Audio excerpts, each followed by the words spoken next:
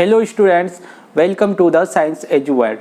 हमने आरबीएससी 12th agriculture biology की एक न्यू लेक्चर सीरीज पढ़ना शुरू किया था, जिसमें हम चैप्टर नंबर 12 डिस्कस कर रहे थे। इस चैप्टर में हम मधुमक्खी का पालन व कृषि में महत्व पढ़ेंगे। देखिए स्टूडेंट्स, हम अभी तक क्या पढ़ चुके हैं। हम मधुमक्खी का जो परिचय है, इंट्रोडक्शन है, वो पढ़ चुके हैं और उसका श्रम विभाजन पढ़ रहे थे।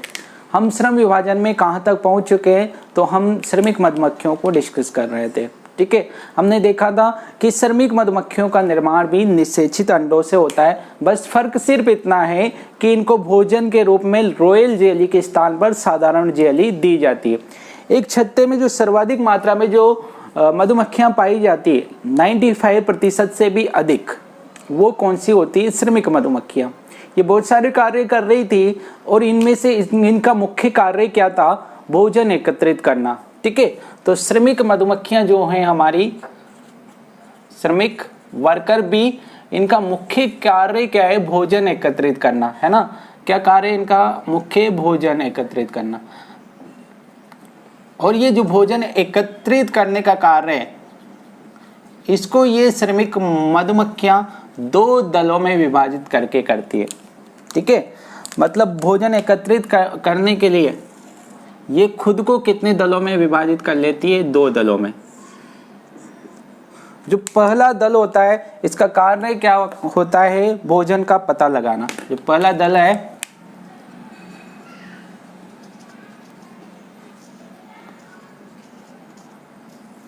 इसका कार्य क्या है? भोजन का पता लगाना। ये भोजन का पता लगाएगा कि भोजन है या नहीं है और कहां पर उपलब्ध है ना। तो पहला दल का कार्य क्या है? भोजन का पता लगाना। पता लगाना। पहला दल भोजन का पता लगाएगा। ये छत्ते से जाएगा और आसपास के क्षेत्र में भोजन का पता लगाएगा। जब इसको भोजन उपलब्ध हो जाएगा, है ना, जब इसको 1 या 2 किलोमीटर के एरिया में, 1 से 2 किलोमीटर के क्षेत्रफल में भोजन इसको अगर उपलब्ध हो जाएगा, भोजन का मतलब है फूलों वाले पौधे अगर इसको उपलब्ध हो गए, मतलब इसको दिख गए, है ना, इस पहले दल को, तो ऐसा नहीं है कि ये खुद ही भोजन लेके आ जाए, उनसे मकरंद या रस लेकर आ जाए, नहीं, ये नहीं लेके आएगा। इसका कार्य समाप्त हो गया। ये इन पौधों को देखेगा और इन पुष्पों को देखकर ये वापस लौट के आएगा। 1-2 किलोमीटर के क्षेत्रफल में जब भोजन उपलब्ध हो जाएगा, भोजन या भोजन की बात करें तो फूल वाले पौधे इसको दिख गए, पुष्प, है ना, पुष्प वाले पौधे इसको दिख गए, दिखने पर, है ना, ये वापस कहां पर लौट आएगा? छत्ते पर। छत्ते पर लौट कर आता है। पहला दल कहां पे लौट कर आता है? छत्ते पर। और उसके बाद में ये भोजन मिलने से इतना खुश हो जाता है कि वहां पर आकर ये गोल गोल घूमने लग जाता है, बोलता ना चलता। ये इससे पूछता है, दूसरा दल, जो दूसरा दल है वो पूछता है कि बताओ भोजन मिला है या नहीं मिला। ठीक है, तो ये अपनी खुशी का इजहार, जो इसको भोजन मिल गया, उस खुशी का इजहार ये कैसे करता है? गोल गोल घूमकर, घूमर डांस करके। ठीक है, यहाँ पर इसको घूमर डांस नहीं, गोल नृत्य कहते हैं। तो ये क्या करता है? जो पहला दल है, भोजन की उपलब्धता का संकेत देने के लिए, दूसरे दल को संकेत देने के लिए क्या करता है? गोल नृत्य करता है। ठीक है, मतलब गोल गोल घूमता है, गोल गोल घूमकर डांस करता है, नृत्य करता है, जिसे क्या कहते हैं हम? ये जो नृत्य कर रहा है इसको कहेंगे हम गोल नृत्य। गोल नृत्य। और इस गोल नृत्य के द्वारा ये संकेत दे देता है, किसको संकेत देता है? दूसरे दल को, कि भोजन उपलब्ध हो गया। और कहां पर है वो? हमारे छत्ते से 1-2 किलोमीटर के क्षेत्रफल में। तो इस संकेत देने के लिए कौन सा नृत्य कर रहा है? गोल नृत्य। ठीक है, कौन सा, क्या संकेत देता है? भोजन उपलब्ध है। भोजन 1 से 2 किलोमीटर के क्षेत्रफल में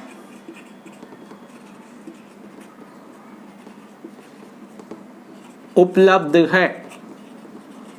इसका संकेत देने के लिए ये कौन सा नृत्य करता है? गोल नृत्य, राउंड डांस, राउंड डांस,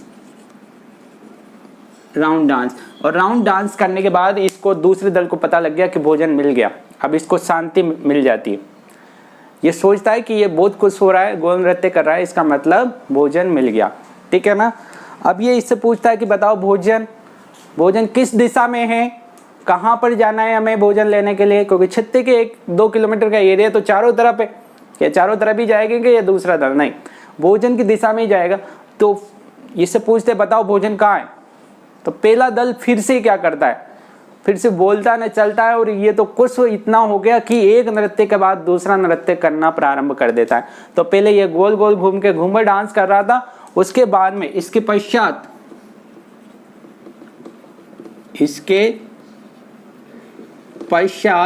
ये क्या करता है, जो पहला दल है भोजन की दिशा बताने के लिए अपने उदर को दाएं बाएं हिलाएगा। उदर जानते हो ना, बेली, ठीक है, पेट, एब्डोमेन, तो उसको दाएं बाएं घुमाकर एक सीधी रेखा में आगे बढ़ता है, ठीक है ना। तो एक बार एक प्रकार का बेली डांस करता है। इसके पश्चात अपने उदर को दाएं बाएं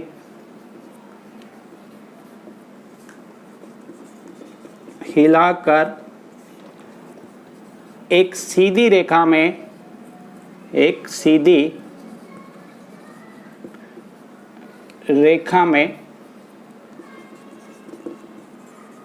आगे बढ़ते हैं। बहुत सारे हैं, ये तो पूरा दल है, तो आगे बढ़ते हैं। और यहाँ पर आगे बढ़ने के लिए ये जो सीधी रेखा में आगे बढ़ रहे हैं, तो उस सीधी रेखा की दिशा का निर्धारण करने के लिए ये कौन सी किसके आधार पर बताएंगे, है ना। तो सूर्य की स्थिति को ध्यान में रखेंगे, ठीक है। तो सूर्य की स्थिति को भी ध्यान में रखा जाता है इस कंडीशन में। सूर्य की स्थिति को ध्यान में रखकर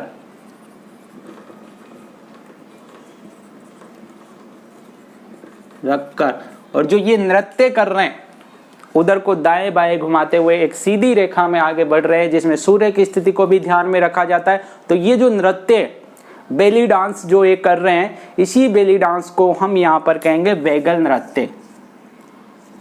वेगल नृत्य, इस डांस को क्या कहेंगे? वेगल नृत्य या वेगल डांस। अब वेगल डांस से जो दूसरा दल है उसको ये संकेत मिल जाता है,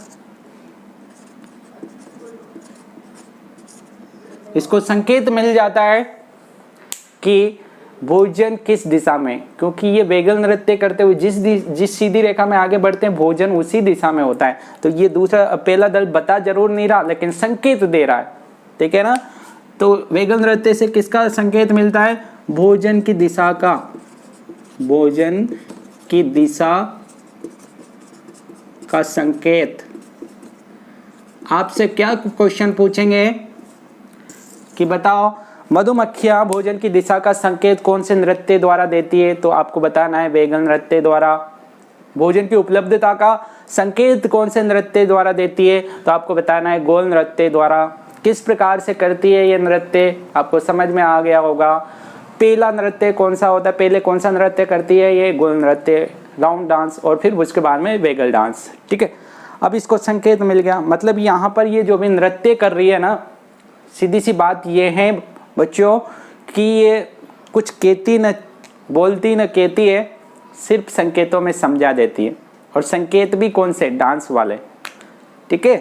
तो घर जाकर मत कहना, संकेतों में समझा देना।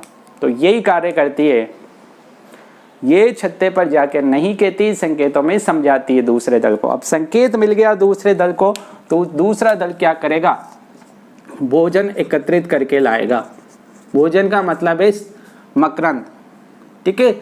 मकरंद एकत्रित करके लाएगा, जहां पर इसने बताया वहां जाएगा और एकत्रित करके लाएगा। और एकत्रित करने के बाद उसको क्या करेगा? शहद कोष्ठों में भर देगा, मतलब शहद के रूप में कन्वर्ट करके उसको किस में भर देगा? शहद के रूप में कन्वर्ट करके शहद कोष्ठों में, जो शहद कोष्ठों में इसने भरा ये शहद, ठीक है, ये तरल रूप होता है, शहद कोष्ठों में भर दिया जाता है, ये तरल होता है, तरल। तो इसको थोड़ा गाढ़ा बनाने की आवश्यकता होती है। तो बाद में क्या करते हैं, श्रमिक मधुमक्खियां अपने पंखों को हिला हिला कर उस शहद को क्या कर देगी, गाढ़ा कर देगी, ठीक है। और फिर क्या बन जाएगा, हमारा गाढ़ा शहद निर्मित हो जाएगा। तो शहद किस प्रकार से निर्मित हो रहा है वो भी हमने देख लिया। सबसे पहले जो शहद निर्मित होता है वो तरल रूप में होता है, और उसके बाद में उस शहद को, तरल रूप को थोड़ा गाढ़ा करने के लिए श्रमिक मधुमक्खियां क्या करती है, अपने पंखों को हिला हिला कर हवा करती है, जिससे वो शहद कोष्ठों में भरा हुआ तरल शहद गाढ़ा हो जाता है, ठीक है। इसके साथ ही श्रमिकों के कार्य समाप्त हो गए। तो आप इसका स्क्रीनशॉट ले सकते हो, जो भी लिखा हुआ है इसका स्क्रीनशॉट ले सकते हो, जिसमें हमने वेगल नृत्य और राउंड डांस की बात करी है ना, round dance and vagal dance, है ना। ओके, और आगे बढ़ते हैं आगे हम बात करेंगे मधुमक्खी पालन की। तो बच्चों, हम मधुमक्खी पालन की बात करें, इसको अंग्रेजी में हम कहेंगे एपीकल्चर, मधुमक्खी पालन या फिर एपीकल्चर। अगर हम बात करें मधुमक्खी पालन की परिभाषा की, तो परिभाषा क्या होगी इसकी, देखो, शहद व मधुमोम, मधुमोम जानते हो, मधुमक्खी जो मोम बनाती है उसको कहा जाता है मधुमोम, अंग्रेजी में कहेंगे हनी वैक्स। प्राप्त करने के लिए कृत्रिम रूप से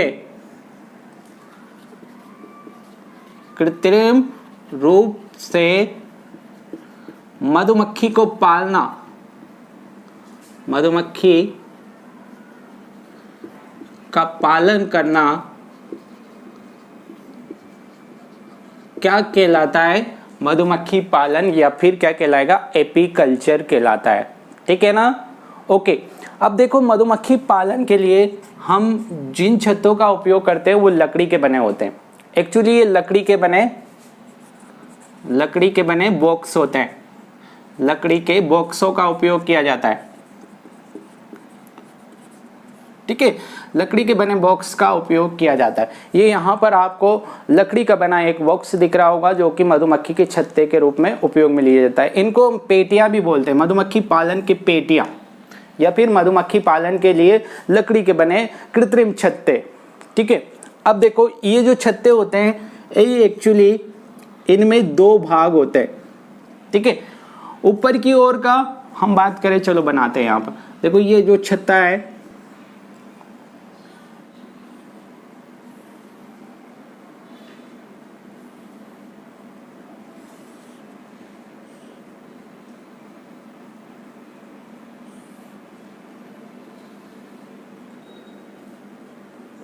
ठीक है। अब देखो, यहाँ पर अगर हम बात करें इस छत्ते की, जो मधुमक्खी पालन के लिए उपयोग में लिया जाता है, मधुमक्खी पालन के लिए जो छत्ते उपयोग में लिए जाते हैं वो लकड़ी के बने बॉक्स के होते हैं, ठीक है। और हम बात करें इनमें, तो ये ऊपर की ओर एक ढक्कन से ढके रहते हैं। किससे ढके रहेंगे, ढक्कन से। ऊपर की ओर इनमें ढक्कन उपस्थित होगा, ठीक है, जो इनको बिल्कुल ढके रहेगा। अब बात करते हैं छत्ते की, तो छत्ते को हम दो भागों में बांट सकते हैं। छत्ते का ऊपरी 1/4 भाग का वो क्या कहलाता है, इसको कहेंगे हम शहद कोष्ठ, हनी वैक्स। और लगभग निचला 3/4 भाग, 3/4 जो भाग होगा, इसको कहेंगे हम अंडकोष्ठ, एग चेम्बर। और दोनों कोष्ठों के बीच में एक जाली लगी होती है। क्या लगी होती है, दोनों कोष्ठों के बीच एक जाली लगी होती है। अरे दो अलग अलग कमरे हैं तो बीच में एक दीवार तो बनानी पड़ती है ना। तो यहाँ पे भी एक दीवार बनी होती है, जो किसकी बनी हुई है, जाली की। और इस जाली में जो छिद्र है, ये जो बीच में जाली है, जो किस किस को अलग करेगी, ऊपर वाले हनी कोष्ठ को, हनी चैम्बर को, ये हनी चैम्बर है, और ये नीचे वाला एग चैम्बर है, इन दोनों को अलग करेगी, ठीक है। क्यों अलग किया जाता है, क्योंकि एग चैम्बर पहले हमने बड़ा बना रखा है रानी के लिए कि आराम से तुम 75% एरिया तुम्हारा है छत्ते में, तुम आराम से इसमें अंडे दो। लेकिन ये रानी तो इतने अंडे देती है कि ये इसका जो एग चैम्बर भर जाए तो ये यहाँ भी जा सकती है, तो फिर हमारा शहद खराब हो जाएगा। हम नहीं चाहते हमारा शहद खराब हो, तो इसलिए हम बीच में जो जाली लगाते हैं उसके छिद्र इस प्रकार से रखते हैं कि इन छिद्रों से, बहुत बारीक छिद्र रखे जाते हैं, इन छिद्रों से श्रमिक मधुमक्खियाँ तो ऊपर जा सकती है लेकिन रानी मधुमक्खी ऊपर नहीं जा सकती। ठीक है, तो छिद्रों का आकार बारीक रखा जाता है ताकि रानी मधुमक्खी अंड कोष्ठ से शहद कोष्ठ में नहीं जाए। जो बीच वाली जाली है उसका आकार इस तरह से रखा जाता है। ठीक है, अब देखो जो छत्ता है ना, इस छत्ते में निचली सतह पर एक छिद्र पाया जाता है। ठीक है, इस छिद्र से होकर जो श्रमिक मधुमक्खियां हैं वो छत्ते में प्रवेश करती है और भोजन एकत्रित करने के लिए इसी छिद्र से होकर जाएगी। ये जो छिद्र पाया जा रहा है ये निचली सतह पर है। छत्ते को हम एक स्टैंड पे रखेंगे, ऐसे ही नहीं रखेंगे, छत्ते को स्टैंड पे रखा जाता है, एक प्रॉपर स्टैंड होता है उस पे रखा जाता है इसको। ठीक है, तो स्टैंड पे रखा जाता है इसको। श्रमिक मधुमक्खियां इसी छिद्र से निकलकर कहाँ जाएगी, भोजन एकत्रित करने, और वापस आएगी तो इसी छिद्र से जाएगी। ठीक है, इस छिद्र के जो आकार है वो भी छोटा रखा जाता है। ठीक है ना। अब छत्ते में क्या किया जाता है, छत्ता ऐसे खाली तो रहेगा ही नहीं, यहाँ पर प्लेटें लगाई जाती है प्लास्टिक की। किसकी प्लेटें होती है, प्लास्टिक की। इनको इस तरह से जमाया जाता है, बहुत सारे प्लेटें ऊपर भी होती है, हनी कोष्ठ में भी होती। ये प्लास्टिक की प्लेटें आपको ऐसे दिख रही है क्योंकि इस साइड से दिख रही है। जब इनको बिल्कुल सामने से देखते हैं तो इनमें इस तरह की प्लेटें, इनमें कोष्ठ उपस्थित होते हैं और ये कोष्ठ जो है कैसे होते हैं, षटकोणीय कोष्ठ होते हैं।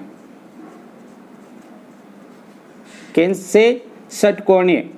षटकोणीय जानते हो ना आप, जिनकी 6 भुजाएं होती, हेक्सागोनल। ठीक है, ये षटकोणीय कोष्ठ उपस्थित होते हैं। जो कृत्रिम छत्ते में जो प्लेटें लगी होती है इनमें किस आकार के कोष्ठ लगे होते हैं या कोष्ठ उपस्थित होते हैं, षटकोणीय कोष्ठ। ये प्लेटें प्लास्टिक की बनी हो सकती है या फिर किसी मेटल की बनी हो सकती है ना। तो यहाँ पर ये छत्ता है वो कैसा दिखाई दे रहा है आपको समझ में आ गया होगा। ठीक है, ओके, हम इसको रब करते हैं और आगे बढ़ते हैं। क्या मधुमक्खी पालन के लिए केवल छत्ते की ही आवश्यकता है क्या, और भी अन्य उपकरणों की आवश्यकता होती है? तो मधुमक्खी पालन के लिए कौन कौन से अन्य उपकरणों की आवश्यकता होती है, तो यहाँ पर देखते हैं। ओके, तो मधुमक्खी पालन के लिए कौन कौन से अन्य उपकरणों की आवश्यकता होती है छत्ते के अलावा? तो सबसे पहले उनमें बात आती है सिर ढकने की जाली, क्योंकि मधुमक्खियों का पालन कर रहे हैं और एक जहरीला कीड़ा होता है, इसके पास डंक होता है तो ये हमें काट भी सकता है। तो मधुमक्खी पालन करते समय हमको किसकी आवश्यकता होगी, सिर ढकने की जाली की।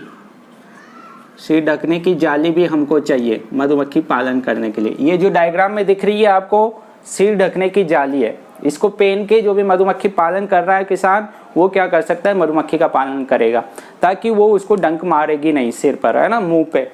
तो ये चाहिए। और क्या चाहिए, तो मधुमक्खी पालन के लिए हमको क्या होगा, हाथों का भी उपयोग करना पड़ेगा। तो हाथ अगर ओपन रहेंगे तो मधुमक्खी हाथों में भी, वो प्लेटें को निकालते समय डंक मार सकती है ना मधुमक्खी, तो फिर हाथों को प्रोटेक्ट करने के लिए हमको क्या करना, क्या चाहिए, रबड़ के दस्ताने। क्या चाहिए, रबड़ के दस्ताने। रबड़ के दस्ताने चाहिए, ग्लोव्स चाहिए। किसके बने, लेटेक्स के, दस्ताने नहीं, दस्ताने, रबड़ के बने दस्ताने चाहिए, है ना। और क्या चाहिए, हमको क्या करना है, छत्ते से शहद निकालना है। तो शहद निकालने के लिए जो प्लेटें होती है उनको निकालने के लिए हमको चाकू चाहिए होता है, चाकू। और गर्म चाकू की सहायता से जो प्लेटें हैं, जो छत्ते की प्लेटें हैं, उनसे मोम हटा सकते हैं हम। तो गर्म किया हुआ चाकू चाहिए, मतलब गर्म करने के लिए भी उपकरण भी चाहिए। ठीक है, और क्या चाहिए, तो धुआं यंत्र चाहिए, धुआं यंत्र, ताकि हम आसपास धुआं रखें ताकि अन्य कीट यहाँ पर छत्ते पर आक्रमण नहीं करें और मधुमक्खियाँ भी रात्रि के समय विश्राम करें। तो हमको क्या चाहिए, धुआं यंत्र चाहिए, मतलब धुआं करने के उपकरण चाहिए। कुछ भी ले सकते हो आप धुआं करने के उपकरण। ठीक है, और क्या चाहिए, तो और हम यहाँ और हमको यहाँ पर चाहिए शहद निकालने का यंत्र, ठीक है, शहद निकालने का उपकरण। देखो जो प्लेटें होती है जिनको छत्ते से बाहर निकाला जाता है, तो उनको उनसे शहद निकालने के लिए हम उनको डायरेक्ट ऐसे पटक पटक के शहद नहीं निकाल सकते। उसके लिए क्या करना होगा, हमको एक प्रॉपर तरीके का यंत्र चाहिए जिसमें हम प्लेटों को रखेंगे छत्ते से निकालने के बाद, और वो यंत्र क्या करेगा, उन प्लेटों को तेजी से घुमाएगा, और तेजी से घुमाने की वजह से जो शहद है उन प्लेटों से निकल कर कहाँ पे आ जाएगा, बाहर आ जाएगा, ड्रम में, जिस ड्रम में एकत्रित किया जाता है उस ड्रम में आ जाता है। जैसे कि हम छाछ से मक्खन निकालने के लिए हम क्या करते हैं, उस दही को तेजी से हिलाते हैं, जिससे क्या होता है, उसका मक्खन अलग हो जाता है। तो ये यंत्र भी उसी सिद्धांत पर कार्य करता है, ठीक है। तो यहाँ पर जिस सिद्धांत की बात कर रहे हैं हम कि कौन से सिद्धांत पर कार्य करेंगे, ये यंत्र जो शहद निकालने वाले उपकरण है वो कौन से सिद्धांत पर कार्य करते हैं, अपकेंद्री बल सिद्धांत पर। आपसे क्वेश्चन भी पूछ सकते हैं कि कौन से सिद्धांत पर कार्य करते हैं, अपकेंद्रीय बल सिद्धांत पर कार्य करते हैं, बल सिद्धांत, ठीक है ना। तो यहाँ पर जो शहद निकालने वाले उपकरण है वो कौन से बल सिद्धांत पर कार्य करेंगे, आपको बताना है, अपकेंद्रीय बल सिद्धांत पर। सिंपल सा है, ठीक है। तो ये अन्य उपकरण चाहिए हमको, ओके। अब देखो मधुमक्खी पालन के लिए, एक तो हम मधुमक्खी को डायरेक्ट ऐसे ही नहीं पाल सकते, इसके लिए हमको प्रशिक्षण की आवश्यकता होती है। किसकी आवश्यकता होती है, प्रशिक्षण की, और प्रशिक्षण देने का कार्य प्रशिक्षण केंद्र देते हैं, ठीक है। तो मधुमक्खी पालन से संबंधित जो प्रशिक्षण केंद्र है वो आपको याद रखने हैं। ट्रेनिंग सेंटर, ट्रेनिंग सेंटर किसके लिए, मधुमक्खी पालन के लिए। तो देखो एक तो राज्य स्तर पर याद रखना है आपको, और एक राष्ट्रीय स्तर पर याद रखना है, ओके। तो राज्य स्तर पर जो मधुमक्खी पालन का जो प्रशिक्षण केंद्र है वो है हमारे पास खादी ग्रामोद्योग विद्यालय, खादी ग्रामोद्योग विद्यालय, राजस्थान खादी संघ का है ये प्रशिक्षण केंद्र, राजस्थान खादी संघ,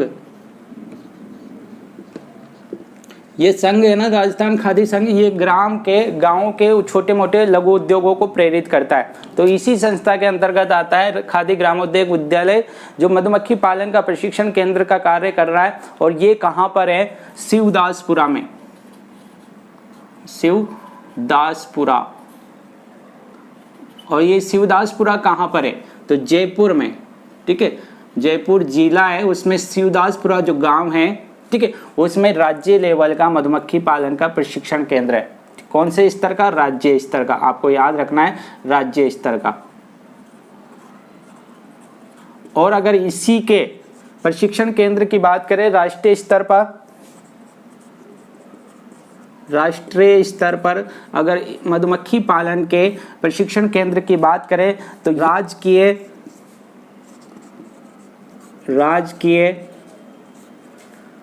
मधुमक्खी पालन प्रशिक्षण केंद्र,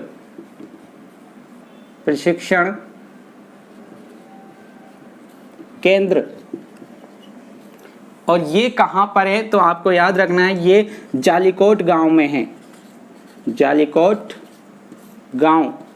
और ये जालीकोट गांव कहाँ है, नैनीताल जिले में। जिला कौन सा है इसका, जिला नैनीताल। नैनीताल तो जानते हो ना, बहुत अच्छा घूमने फिरने का स्थान है, ठीक है, बहुत अच्छा मौसम रहता है यहाँ पर। नैनीताल जिला कौन सा है, नैनीताल। और कौन से राज्य में है नैनीताल, यूपी में। यूपी तो आप जानते हो, उत्तर प्रदेश, ठीक है ना। तो उत्तर प्रदेश के नैनीताल जिले के जालीकोट गांव में राष्ट्रीय स्तर का मधुमक्खी पालन का प्रशिक्षण केंद्र है, जिसका नाम क्या है, राजकीय मधुमक्खी पालन प्रशिक्षण केंद्र। कहाँ पर है ये, जालीकोट गांव में, ठीक है ना, ओके। अब देखो भारत सरकार की एक परियोजना चली थी मधुमक्खी पालन के लिए, अखिल भारतीय समन्वित अनुसंधान परियोजना, अखिल भारतीय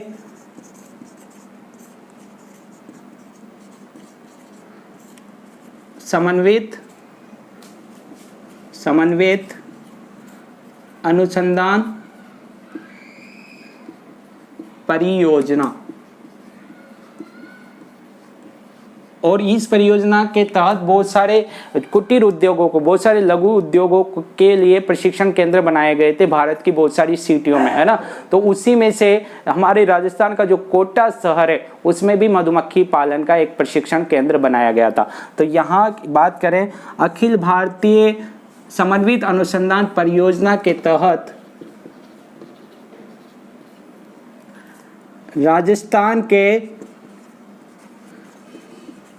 कोटा में भी मधुमक्खी पालन का प्रशिक्षण दिया जाता है। ठीक है, मधुमक्खी पालन का प्रशिक्षण दिया जाता है, ट्रेनिंग दी जाती है यहाँ पे, है ना। यहाँ पे ट्रेनिंग सेंटर दिया जाता है। ठीक है, ये हमने बात की मधुमक्खी पालन से संबंधित ट्रेनिंग सेंटर्स की, है ना, जो आपको याद रखने हैं ना। तीनों नेम आपको बिल्कुल ध्यान से याद रखने हैं। ठीक है, उसके अलावा हम बात करें तो वैसे तो मधुमक्खी पालन भारत के अधिकांश राज्यों में किया जाता है। ठीक है, लेकिन उनमें से भी सबसे ज़्यादा जो मधुमक्खी पालन है वो कहाँ किया जाता है, तो आपको याद रखना है सबसे ज़्यादा। वैसे तो मधुमक्खी पालन अधिकांश राज्यों में किया जाता है, लेकिन सर्वाधिक मधुमक्खी पालन जो सर्वाधिक है वो कहाँ कहाँ किया जाता है, तो आपको याद रखना है बिहार, तमिलनाडु,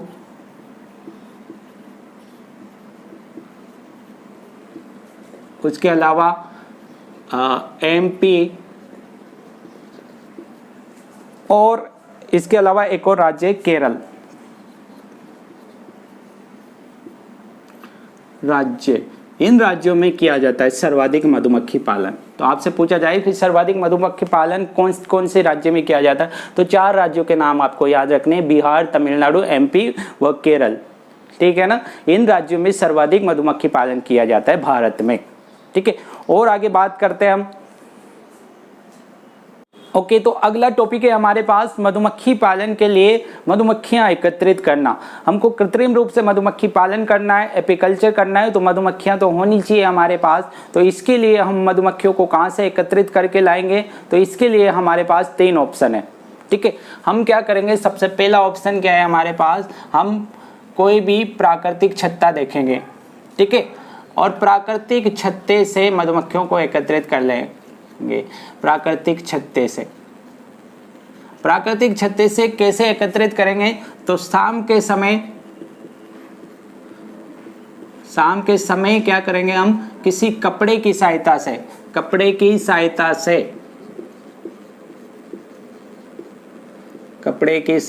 से कपड़ा लेंगे और कपड़े को ले जाकर शाम के समय जब सारी मधुमक्खियां हमारी कहाँ पे होगी, छत्ते पर। क्योंकि मधुमक्खियां जो जनरली हम भोजन एकत्रित करने का बात करें, श्रमिक मधुमक्खियां दिन में करती है कार्य, सारी मधुमक्खियां रात्रि के समय, शाम के समय विश्राम करने लग जाती है। तो हम जाएंगे कपड़ा लेके और हम छत्ते के ऊपर डाल देंगे और उस मधुमक्खियों को एकत्रित कर लाएंगे। ठीक है, इस समय हमको ध्यान रखना होता है कि सारी मधुमक्खियां होनी चाहिए, सभी प्रजातियां होनी चाहिए, रानी होनी चाहिए, राजा मतलब नर होना चाहिए, और श्रमिक होनी चाहिए। तीनों प्रजातियों को पकड़ कर ले आएंगे। ठीक है, और जब पकड़ के ले आएंगे उसके बाद उनको कृत्रिम छत्ते में स्थानांतरित कर देंगे। ठीक है, कृत्रिम छत्ते में स्थानांतरित कर देंगे फिर, और वहाँ पर उनको भोजन के रूप में क्या दिया जाता है, शक्कर का घोल कृत्रिम छत्ते में स्थानांतरित कर देंगे, और उनको भोजन के रूप में क्या देंगे, शक्कर का घोल। ठीक है, ओके। दूसरा तरीका क्या है हमारे पास, हम मधुमक्खियों को प्रवास के समय पकड़ सकते हैं। प्रवास के समय का मतलब है कि मधुमक्खियां प्रवास दर्शाती है। जब उनको लगता है कि यहाँ पर हमारे प्राकृतिक आवास में जल और फूलों की कमी होने वाली है भोजन की, तो वो ऐसे स्थान ढूंढती है जहाँ पर वो जा सके और परमानेंट वही रह सके, वहाँ आसपास भोजन हो और जल की उपलब्धता हो। मधुमक्खियों की जो प्राकृतिक छत्ते होते हैं जनरली हमारे जो जल के स्रोत है उनके आसपास होते हैं। तो इसके लिए मधुमक्खियां प्रवास दर्शा रही है, एक जगह से दूसरी जगह जा रही है और नया छत्ता बना रही है। ठीक है।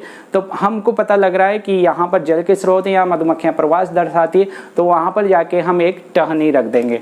प्रवास के समय क्या करेंगे हम, जहाँ पर प्रवास का स्थान है उनका, ठीक है, पानी के स्रोतों के आसपास हम टहनी रख देंगे। और टहनी पर क्या लगाएंगे, टहनी पर एक पौधे की टहनी रख देंगे और उस टहनी पर शहद लगा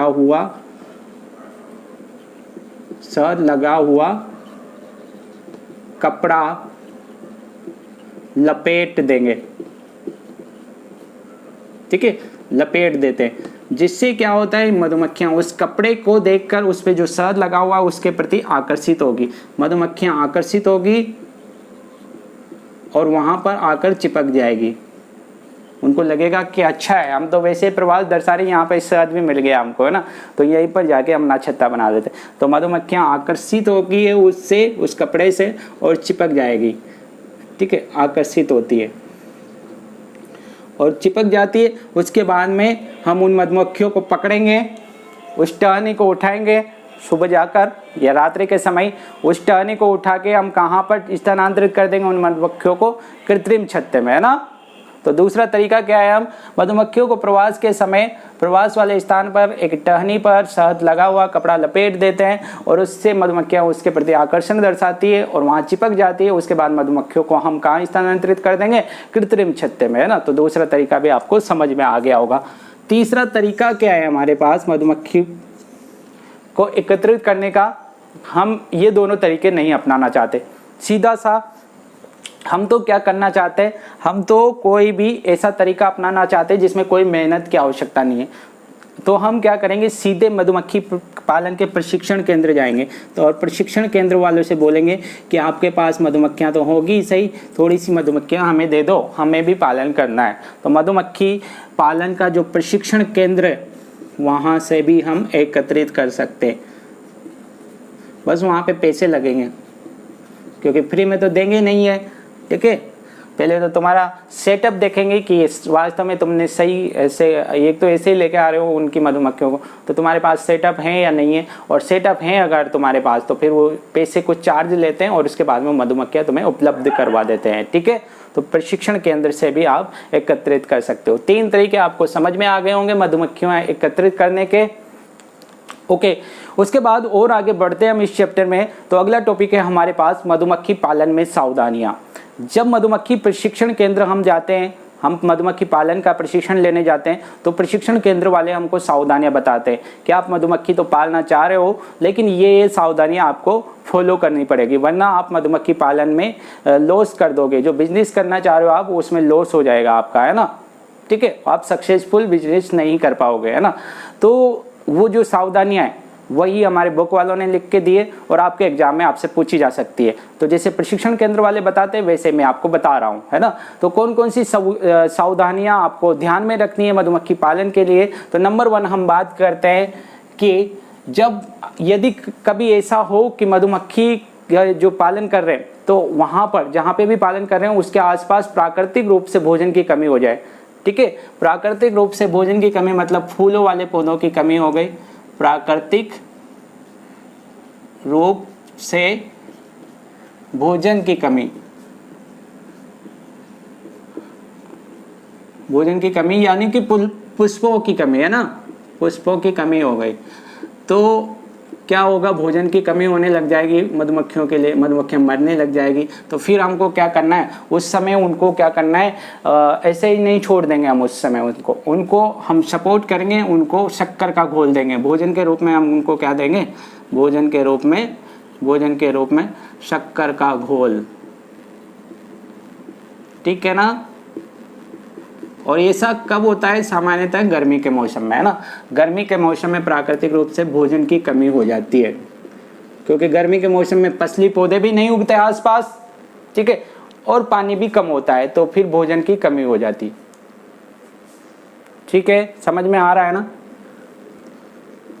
गर्मी के दिनों में, है ना। भोजन के रूप में हम उनको शक्कर का घोल देंगे। तो पहली सावधानी आपको समझ में आ गई होगी कि प्राकृतिक रूप से भोजन की कमी होने पर उनको शक्कर का घोल दिया जाता है भोजन के रूप में, है ना। दूसरी सावधानी की बात करें तो हम बात कर सकते हैं कि हमको छत्ते को, जो कृत्रिम छत्ता है, उसको पूरी तरह बंद रखना चाहिए, पूरी तरह बंद रखना चाहिए छत्ते को। किसको? छत्ते को पूरी तरह बंद रखना चाहिए। पूरा लिखना है आपको, मेरी तरह नहीं लिखना है ना। छत्ते को पूरी तरह बंद रखना चाहिए ताकि जो शहद भक्षी कीट है या मोम भक्षी कीट है, ठीक है, शहद को खाने वाले और मोम भक्षी कीट है, वो आक्रमण नहीं कर दे छत्ते पर। केवल उसका निचला सिरा जहाँ से श्रमिक मधुमक्खियाँ भोजन एकत्रित करके लाती है वही खुला रखना चाहिए, ठीक है, निचला छिद्र ही खुला रहना चाहिए। तो केवल निचले छिद्र को छोड़कर मधुमक्खी के छत्ते को पूरी तरह से बंद रखना चाहिए। दूसरी सावधानी आपको समझ में आ गई होगी। तीसरी सावधानी हम बात करें, जो रानी मधुमक्खी है, रानी मधुमक्खी, ठीक है, रानी मधुमक्खी को प्रतिवर्ष बदलना चाहिए। छत्ते में जो रानी मधुमक्खी है उसको प्रतिवर्ष बदलना चाहिए। क्यों बदलना चाहिए? क्योंकि एक साल में, लगभग एक साल में जो रानी मधुमक्खी है उसका क्या होता है, अंडे देने की क्षमता उसकी कम हो जाती है। और अगर अंडे देने की क्षमता कम हो गई तो नई मधुमक्खियाँ कहाँ से बनेगी? नई श्रमिक मधुमक्खियाँ। और श्रमिक मधुमक्खियों की कमी हो गई तो फिर हमारे शहद की कमी हो जाएगी। तो हमको रानी मधुमक्खी को प्रतिवर्ष बदलना चाहिए, ठीक है। और चौथी सावधानी इसी से रिलेटेड है। जब भी रानी मधुमक्खी को हम बदलेंगे तो नई रानी को छत्ते में प्रवेश कराने से पूर्व, नई रानी को छत्ते में प्रवेश कराने से पूर्व, छत्ते में प्रवेश कराने से पूर्व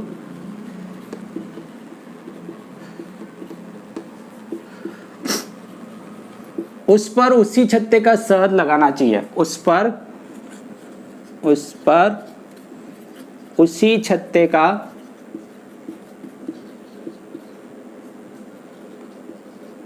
शहद लगाना चाहिए ताकि वो जो श्रमिक है, उस छत्ते के श्रमिक है, उसको अपनी रानी समझकर स्वीकार कर ले। अन्यथा वो है ना, आपने शहद नहीं लगाया ना उस छत्ते का, तो फिर वो श्रमिक पहचान जाएंगे कि ये हमारे छत्ते की रानी नहीं है, फिर वो उसको मार डालेंगे। तो आपको जब भी नई रानी प्रवेश करानी छत्ते में, तब क्या करेंगे, सबसे पहले उस छत्ते का, जिसमें प्रवेश करानी, उस छत्ते का शहद लेंगे और उसके चारों ओर लगाएंगे थोड़ा थोड़ा सा, और उसके बाद उसको उसमें प्रवेश करा देंगे, है ना, ताकि वो श्रमिक है जो उसको अपनी रानी समझ के स्वीकार कर ले। ये सावधानियां हमको ध्यान में रखनी है, ठीक है। उसके बाद में इस चैप्टर का हमारे पास लास्ट टॉपिक है मधुमक्खी का कृषि में महत्व, है ना, importance of honey be in agriculture. मधुमक्खी का कृषि में क्या महत्व है? तो देखो, जो मधुमक्खी होती है, ये जो मधुमक्खी है, श्रमिक मधुमक्खी की बात कर रहे हैं, मधुमक्खी। और मधुमक्खी में भी कौन सी मधुमक्खी? श्रमिक। इस श्रमिक मधुमक्खी की पिछली टांगों पर, श्रमिक मधुमक्खी की पिछली टांगों पर जो अंतिम जोड़ी टांगे हैं, कितनी जोड़ी टांगे होती है? 3 जोड़ी। तो पिछली वाली टांगे हैं,